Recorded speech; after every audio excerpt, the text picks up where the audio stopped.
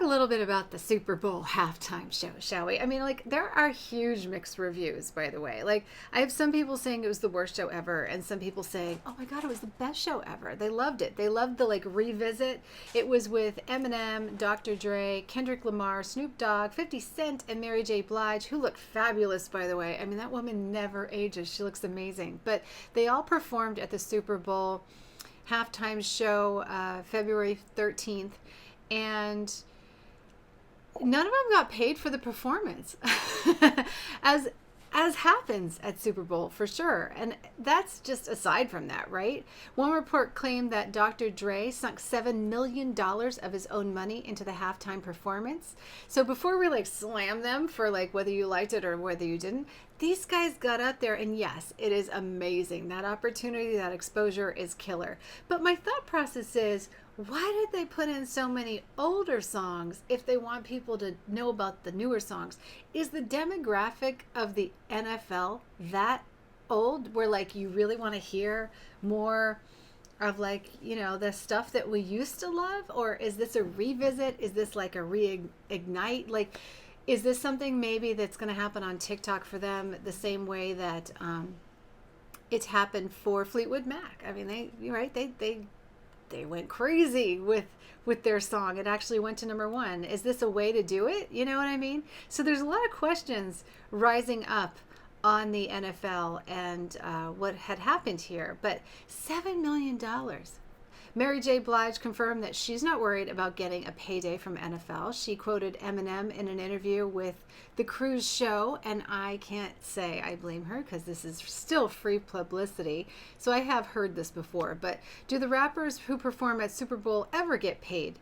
Well, actually, no, they don't. And as a Miami Dolphins cheerleader, as a former Miami Dolphins cheerleader, let me just tell you, we didn't hardly get paid either. It is so incredible that like the majority of the NFL stuff that you see is not really a paying gig, except for the football players. They get paid plenty. They get paid so much money. It's crazy. But they are putting their life on the field for you, you know. And let's just face it, at any moment, any given moment, their careers can be completely over. So it is a year-to-year thing. You've got to make it through that year, collect your payday, and, you know, that's it. But the NFL spent $13 million on the 2020 performance by Jennifer Lopez and Shakira.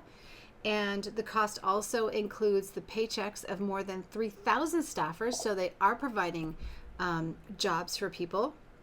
That's in the production, the management, and 38 part movable stages that usually go along with these performances. The Super Bowl halftime show looks like it's just a crazy time for no matter who does it. Now, many of the people that I asked what you would think the best Super Bowl show would be, and I put this actually on my Facebook page, I think, and I think we also put it out there on Instagram at AVA Live Radio.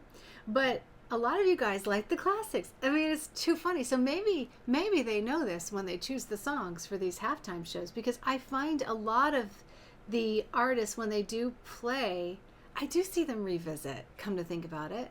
I do see them like Jennifer Lopez and Shakira. They did play their favorites, you know, they're like maybe not their favorites, because at this point they probably performed them so many times they don't want to do it again. But I would imagine that the NFL maybe doesn't have such a young audience. Or is there now merit to older songs becoming new, where before it was like really dated, you know? Now, some people obviously said that on my page that they don't want to admit that they like the halftime show because that would clearly date them. So I don't really know. I just know that I enjoyed it when I watched it. It was good. I didn't think it was like the worst one ever. I probably thought it was up in some of the better ones, because I've seen some really bad, but let's face it, like, I don't think anybody could ever top Prince in that halftime show. That was like my all-time favorite halftime show. But some of you wanted to see like the Rolling Stones come back and do another one, or you know, some of your favorite old rockers get back up on stage. And there were some lists of like majorly old time people. Like they wanted Kiss to get back on stage. The Island Boys, interesting enough. Earth, Wind and Fire was another one. Peter Frampton, Joe Fogerty. Yeah, I never see stuff like that. Kenny Chesney, Blake Shelton, definitely a country music fan there. AC/DC, that would be interesting. Um, ABBA, yeah, ABBA would be like amazing, but way too over for ABBA. Styx, REO Speedwagon, Foreigner, lots and lots of things. I think they were really good suggestions, actually. So thanks for showing up for that one.